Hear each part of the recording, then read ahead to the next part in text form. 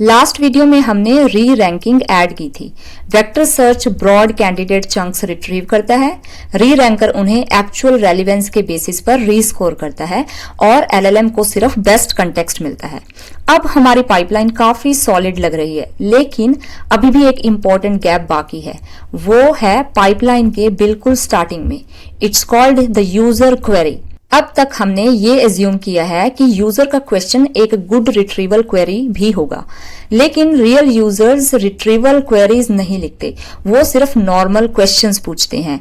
वो क्वेश्चंस वेग, ambiguous, incomplete और कभी-कभी सिर्फ 2 वर्ड्स में होते हैं। तो चलिए एक एग्जाम्पल देखते हैं। इसमें क्वेरी है ऑथ इश्यूज और रिट्रीवर ने हमें 3 जेनेरिक ऑथेंटिकेशन चंक्स दिए। कुछ भी इसमें स्पेसिफिक नहीं है। The first one is about authentication module, the second one is about supported authentication methods and the third one is about session management. Most likely user ये समझना चाहता है कि लॉगिन फेल क्यों हो रहा है या फिर लॉगिन में इश्यूज क्यों आ रहे हैं, लेकिन ऑथ इश्यूज इतनी वेग क्वेरी है। वेक्टर सर्च ने वेक्टर स्टोर के सबसे general authentication related chunks return कर दिए। इंपॉर्टेंट पॉइंट ये है कि चंक्स या फिर रिट्रीवल ब्रोकन नहीं है, बट क्वेरी इतनी सिंपली स्पेसिफिक इनफ नहीं है कि वो उसको आसानी से समझा जा सके। और इसी प्रॉब्लम को क्वेरी ट्रांसफॉर्मेशन सॉल्व करता है। रॉ यूजर क्वेश्चन को डायरेक्टली रिट्रीवर के पास भेजने की बजाय हम पहले उसे रीराइट, एक्सपैंड या रीफ्रेम करते हैं। रिजल्ट सिंपल है, ये एक बेटर क्वेरी इन देगा, बेटर चंक्स आउट होंगे और बेटर फाइनल आंसर होगा। आज हम 3 टेक्निक्स कवर करेंगे। These are multi query, HyDE and step back prompting. तीनों टेक्निक को एक ही वीडियो में कंप्लीट करेंगे, वो भी कोड के साथ और साइड बाय साइड आउटपुट के कंपैरिजन में। अब एग्जैक्टली समझते हैं कि क्वेरी ट्रांसफॉर्मेशन किस प्रॉब्लम को सॉल्व करता है। वेक्टर सर्च उन चंक्स को फाइंड करता है जिनकी एम्बेडिंग्स क्वेरी एम्बेडिंग्स के क्लोजेस्ट होती है। अगर क्वेरी शॉर्ट या वेग हो, जैसे कि ऑथ इश्यू, तो उसकी एम्बेडिंग भी एक ब्रॉड कॉन्सेप्ट रिप्रेजेंट करती है। इसका रिजल्ट होता है कि retriever broad authentication related chunks pull करता है। लेकिन अगर क्वेरी स्पेसिफिक हो, जैसे कि what happens after 5 consecutive fail login attempts from the same IP address, तो क्वेरी एम्बेडिंग भी काफी स्पेसिफिक होती है और रिट्रीवल भी ज्यादा प्रिसाइज चंक्स रिटर्न करता है। The problem is the users never write the second version. They always write one version, which is in this case auth issue and enter. Query transformation वही missing layer है जो normal user language को automatically retrieval friendly language में convert करती है using N LLM. इस video में हम इसके 3 अप्रोचेस बिल्ड करेंगे। तीनों टेक्निक्स डिफरेंट वे में काम करती हैं और तीनों के अपने फेलियर मोड्स भी हैं, तो हम सब कुछ इस वीडियो में डिस्कस करेंगे। चलिए प्रोजेक्ट सेटअप देखते हैं। इस वीडियो में भी हमारे पास सेम डॉक्स फोल्डर है as previous video. base.py file भी सेम रहेगा जो कि वेक्टर स्टोर को बिल्ड करता है और उसमें क्रोमाडीबी में फाइल्स को ऐड करता है। अब हमारे पास 3 न्यू फाइल्स हैं। First one hide, multi query and stepback.py। ये फाइल हर टेक्निक को रिप्रेजेंट करती हैं। हम हर टेक्निक के रिलेटेड कोड ईच फाइल में डालेंगे। और उसके बाद हमारे पास requirements.txt फाइल है जिसमें कि कोई नया पैकेज नहीं है। क्वेरी ट्रांसफॉर्मेशन के लिए हम वही OpenAI का LLM यूज करेंगे जो हमने एग्जिस्टिंग पाइपलाइन में यूज किया था। यानी ये सब कुछ हमारे करंट LangChain और OpenAI स्टैक पर ही रन करेगा। Start with our first technique which is multi query. Multi query सबसे सिंपल क्वेरी ट्रांसफॉर्मेशन टेक्निक है। आइडिया बिल्कुल स्ट्रेट फॉरवर्ड है। यूजर के ओरिजिनल क्वेश्चन को डायरेक्टली रिट्रीवर के पास भेजने की बजाय हम एलएलएम से उस क्वेश्चन के मल्टीपल ऑल्टरनेटिव वर्जन्स जनरेट करते हैं। हर वर्जन का मीनिंग सेम होता है लेकिन फ्रेजिंग डिफरेंट होती है। फिर हम इन सभी क्वेरी वेरिएंट्स को रिट्रीवर के अगेंस्ट रन करते हैं। हर क्वेरी अलग चंक्स रिट्रीव कर सकती है। उसके बाद हम सारे रिजल्ट्स कंबाइन करते हैं, डुप्लीकेट चंक्स रिमूव करते हैं और फाइनल यूनिक चंक्स एलएलएम को पास कर देते हैं। अब सवाल ये है कि ये काम क्यों करता है? बिकॉज एम्बेडिंग्स एग्जैक्ट फ्रेजिंग के लिए सेंसिटिव होती है। फॉर एग्जाम्पल, एक फ्रेज ऑथेंटिकेशन फेलियर पॉलिसी और दूसरा phrase what happens when login fails, दोनों का इंटेंट ऑलमोस्ट सेम है, लेकिन वर्डिंग डिफरेंट होने की वजह से इनकी एम्बेडिंग्स भी डिफरेंट हो सकती हैं और दोनों क्वेरीज डिफरेंट चंक्स रिट्रीव कर सकती हैं। मल्टी क्वेरी इसी सेंसिटिविटी को रिड्यूस करता है।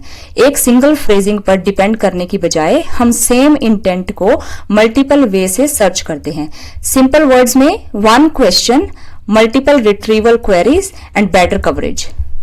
तो ये हमारी मल्टी क्वेरी पाइथन फाइल है। सबसे पहले देखिए जनरेट क्वेरीज फंक्शन। ये फंक्शन ओरिजिनल यूजर क्वेरी लेता है और उसके मल्टीपल री रिटर्न वर्जन्स रिटर्न करता है based on the value of n। In this case n is equal to 3।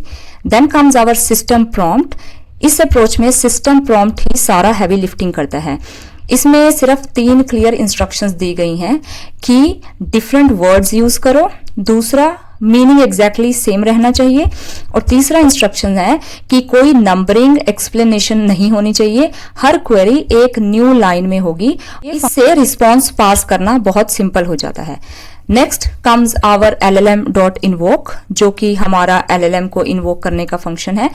llm री रिटर्न क्वेरीज जनरेट करता है। उसके बाद हम रिस्पॉन्स को न्यू लाइंस के बेसिस पर स्प्लिट करते हैं, एक्स्ट्रा वाइट स्पेसेस रिमूव करते हैं और अगर कोई एम्प्टी लाइन हो तो उसे भी इग्नोर कर देते हैं।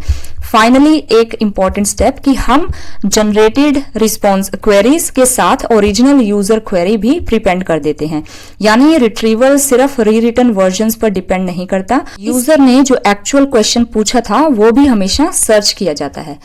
उसके बाद आती है D duplication. Multi query retrieval में हमारा ये पार्ट बहुत इंपॉर्टेंट है।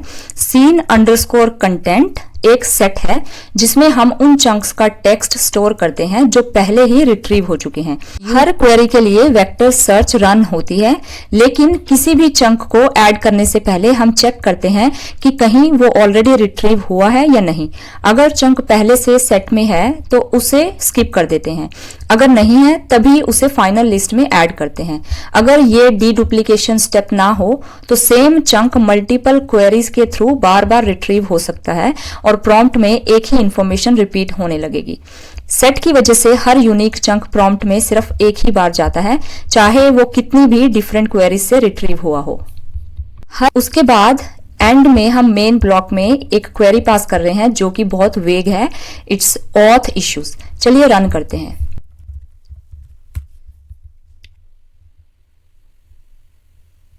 ओरिजिनल क्वेरी सिर्फ 2 वर्ड्स थे, ऑथ इश्यूज। LLM ने इसे 3 मोर स्पेसिफिक क्वेश्चंस में एक्सपैंड कर दिया और हर जनरेटेड क्वेरी ऑथेंटिकेशन प्रॉब्लम के एक डिफरेंट एंगल को टारगेट कर रही है। जैसे कि the first one is about the error causes, second is a secure authentication methods and third one is about logging and monitoring। यानी टोटल 4 रिट्रीवल ऑपरेशंस रन हो रहे हैं, एक ओरिजिनल क्वेरी के साथ which is our auth issues और 3 अलग queries जो कि रीराइट की गई हैं। इसके बाद है unique chunks retrieved 6। Single query जो कि ऑथ इश्यूज थी उसके अगेंस्ट हमें सिर्फ 3 मोस्ट जेनेरिक चंक्स मिले थे जो कि हमने बिगिनिंग में देखा था, लेकिन मल्टी क्वेरी ने 4 सेपरेट सर्चेस रन की, सारे रिजल्ट्स को कंबाइन किया के बाद और डी डुप्लीकेशन के बाद 6 यूनिक चंक्स रिट्रीव किए। इसका मतलब रिट्रीवर ने डॉक्यूमेंट का मच ब्रॉडर कवरेज कैप्चर किया है और सेट ने इंश्योर किया कि कोई भी चंक प्रॉम्प्ट में डुप्लीकेट ना हो। अभी फाइनल आंसर देखते हैं। ये सिर्फ जेनेरिक ओवरव्यू नहीं दे रहा, आंसर में सब कुछ अवेलेबल है about token verification, session store, 5 failure lockout policy और ऑडिट लॉगिंग सब कवर किया हुआ है। यानी एक ही रिस्पॉन्स में 4 डिफरेंट ऑथेंटिकेशन टॉपिक आ गए। रीजन इसका सिंपल है क्योंकि हर रीफ्रेज्ड क्वेरी ने डॉक्यूमेंट के एक डिफरेंट रेलिवेंट सेक्शन को रिट्रीव किया। सिंगल क्वेरी शायद इनमें से 1 या 2 टॉपिक कवर कर पाती। Our next technique is hide. Hide stands for hypothetical document embeddings और ये क्वेरी ट्रांसफॉर्मेशन का एक फंडामेंटल डिफरेंट अप्रोच है। चलिए इसको समझते हैं। स्टैंडर्ड रिट्रीवल में हम यूजर की क्वेरी को एम्बेड करते हैं और फिर उसके सिमिलर चंक्स वेक्टर डेटाबेस से रिट्रीव करते हैं। प्रॉब्लम यह है कि यूजर की क्वेरी यूजुअली बहुत शॉर्ट और वेग हो सकती है, जैसे कि सिर्फ कुछ वर्ड्स, इसीलिए उसकी एम्बेडिंग भी एक ब्रॉड और वेग कॉन्सेप्ट को रिप्रेजेंट करती है। हाइड इस प्रोसेस को कंप्लीटली रिवर्स कर देता है। यूजर की ओरिजिनल क्वेरी को एम्बेड करने के बजाय हम पहले एलएलएम से उस क्वेश्चन का एक हाइपोथेटिकल आंसर जनरेट करवाते हैं।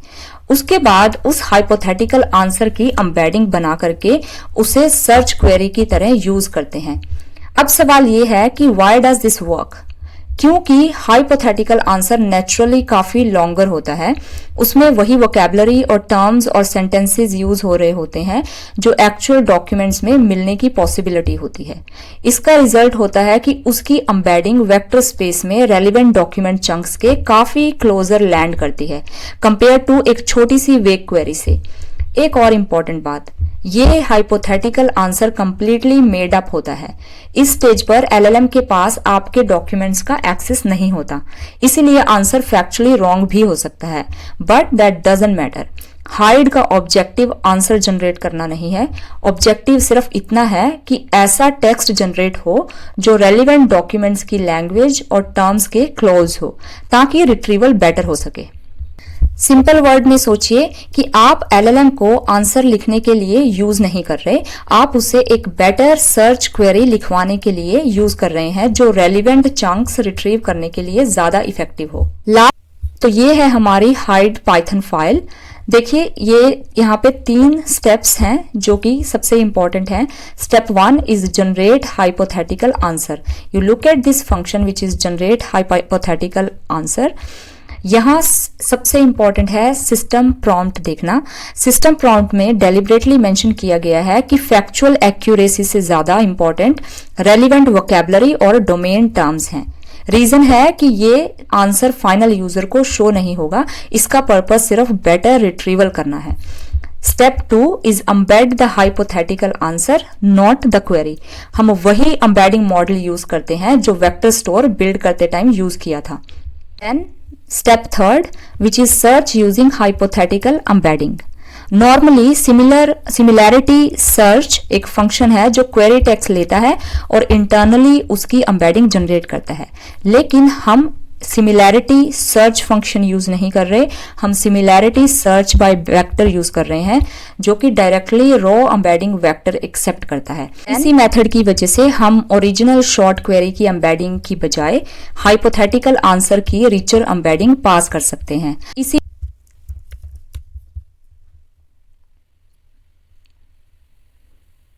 Let's break down the answer. यहाँ 3 इंपॉर्टेंट चीजें देखने वाली हैं। सबसे पहले हाइपोथेटिकल आंसर।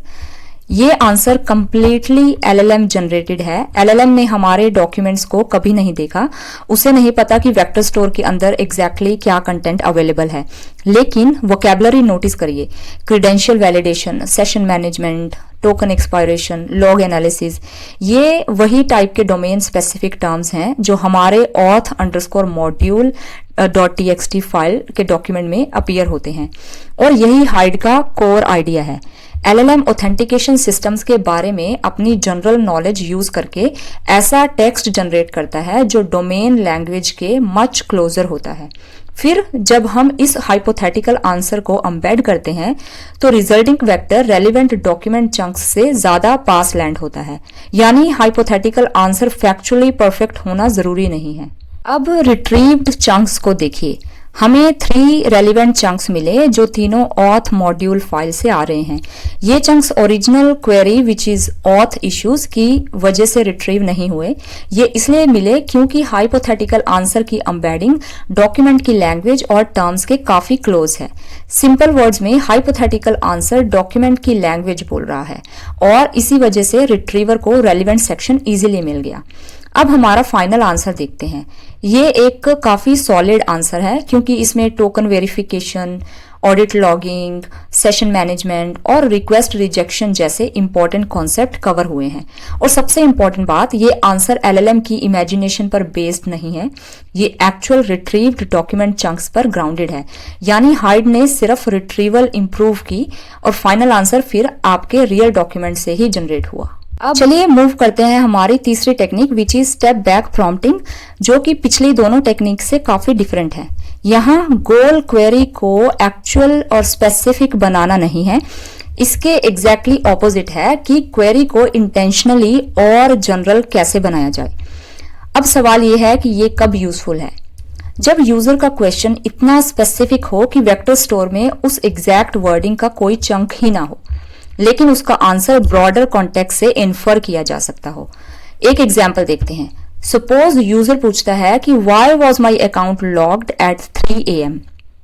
ऐसा एग्जैक्ट क्वेश्चन आपके डॉक्यूमेंट में शायद कहीं भी नहीं होगा, इसीलिए रिट्रीवल भी वीक हो सकता है। लेकिन अगर हम एक स्टेप बैक लें और क्वेरी को रीराइट करें कि what are the conditions that cause account lockouts, अब रिट्रीवर को रेलिवेंट लॉकआउट पॉलिसी वाले चंक्स मिल जाएंगे। एलएलएम उन चंक्स को रीड करेगा और फिर ओरिजिनल क्वेश्चन का आंसर एक्सप्लेन कर देगा, including why an account could have been logged at 3 AM। यानी स्टेप बैक प्रॉम्प्टिंग में एलएलएम पहले क्वेश्चन को हायर लेवल ऑफ एब्स्ट्रैक्शन पर रीराइट करता है, रिट्रीवल उस एब्स्ट्रैक्ट क्वेश्चन के बेसिस पर रिट्रीव करता है और उसी के बाद एलएलएम उस ब्रॉडर कॉन्टेक्स्ट का यूज करके ओरिजिनल मोर स्पेसिफिक क्वेश्चन का आंसर जनरेट करता है।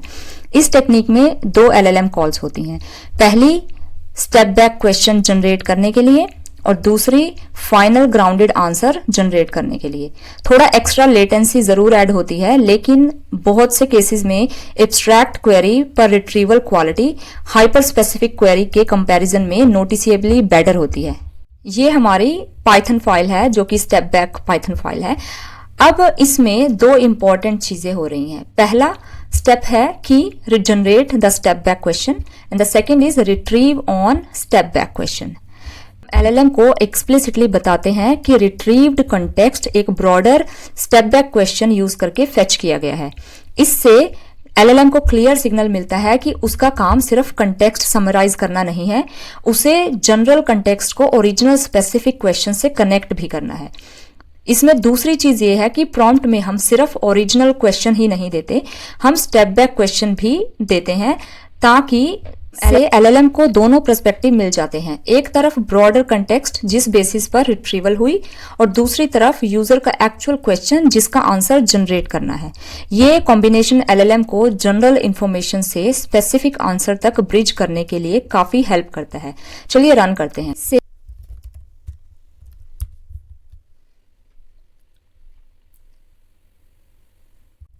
तो ये सिर्फ 2 लाइनों में हमारी पूरी टेक्निक है। ओरिजिनल क्वेश्चन बहुत स्पेसिफिक है, which says why was my account logged at 3 AM and इस क्वेश्चन में 3 AM और माय अकाउंट जैसे डिटेल्स हैं और रियलिस्टिकली किसी भी वेक्टर स्टोर में ऐसा एग्जैक्ट सेंटेंस मिलने की पॉसिबिलिटी बहुत कम है। स्टेप बैक प्रॉम्प्टिंग का क्वेश्चन है what factors can lead to the locking of user accounts और इस क्वेश्चन का आंसर हमारे डॉक्यूमेंट्स में क्लियरली अवेलेबल है। चलिए रिट्रीव्ड चंक्स देखते हैं। पहला है failed attempts and lockout policy. ये एग्जैक्टली वही कंटेक्स्ट है जो हमें इस आंसर के लिए चाहिए। अगर हम original query which was why was my account logged at 3 AM देखें तो वो इसको डायरेक्टली रिट्रीव नहीं कर सकता था, लेकिन स्टेप बैक क्वेरी ने रेलिवेंट पॉलिसी और सपोर्टिंग इंफॉर्मेशन सक्सेसफुली रिट्रीव करी है। तो look at the final answer. इस आंसर में एक इंटरेस्टिंग चीज नोटिस करिए कि एलएलएम कोई भी एजम्पशन नहीं बना रहा। वो ऑनेस्टली कह रहा है कि डॉक्यूमेंट में 3 AM के स्पेसिफिक इंसिडेंट के बारे में कोई इंफॉर्मेशन नहीं है, लेकिन साथ ही वो डॉक्यूमेंट के बेसिस पर जनरल पॉलिसी एक्सप्लेन करता है कि 5 consecutive failed authentication attempts account lockout trigger करते हैं।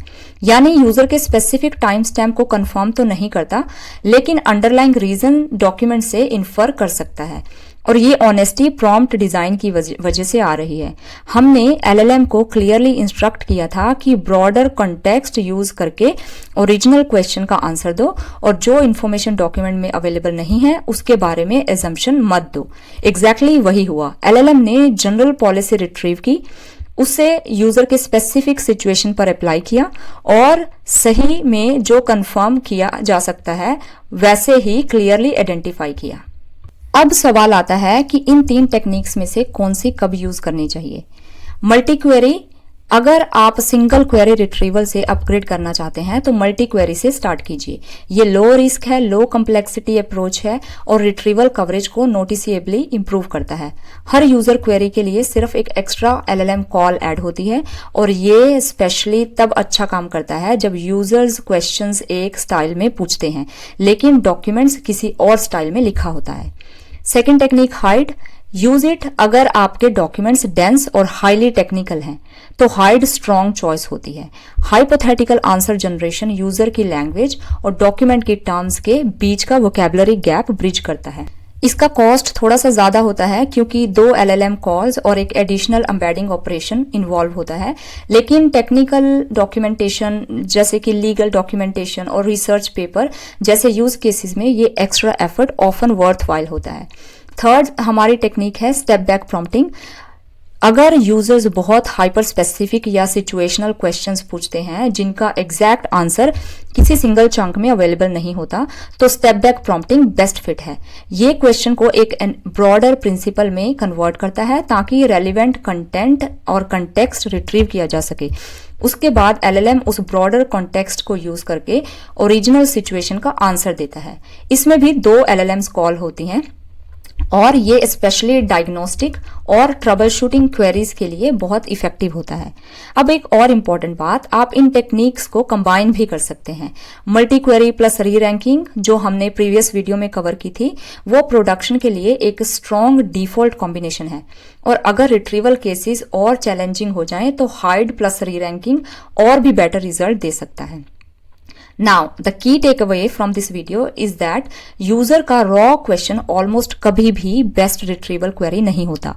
क्वेरी ट्रांसफॉर्मेशन LLM का यूज करके यूजर लैंग्वेज और डॉक्यूमेंट लैंग्वेज के बीच का गैप ब्रिज करता है और ये सब रिट्रीवल स्टार्ट होने से पहले होता है।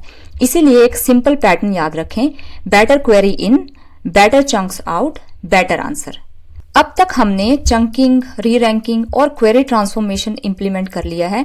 अगर आप कंपेयर करें तो वीडियो 1 से हमारी रैग पाइपलाइन अब काफी स्ट्रॉन्गर और मोर केपेबल हो चुकी है, लेकिन एक प्रॉब्लम अभी भी बाकी है। अब तक हम पाइपलाइन को मैनुअली जज कर रहे थे, आउटपुट देखते ही डिसाइड करते थे कि आंसर अच्छा है या नहीं। रियल वर्ल्ड प्रोडक्शन सिस्टम्स में ये अप्रोच स्केल नहीं कर सकती। तो नेक्स्ट वीडियो में हम रैग इवैल्यूएशन कवर करेंगे और स्पेसिफिकली रागास यूज करेंगे जो कि एक फ्रेमवर्क है जो ऑटोमेटिकली मेजर करता है कि रिट्रीवल क्वालिटी क्या है, आंसर की फेथफुलनेस क्या है, आंसर की रेलिवेंस क्या है।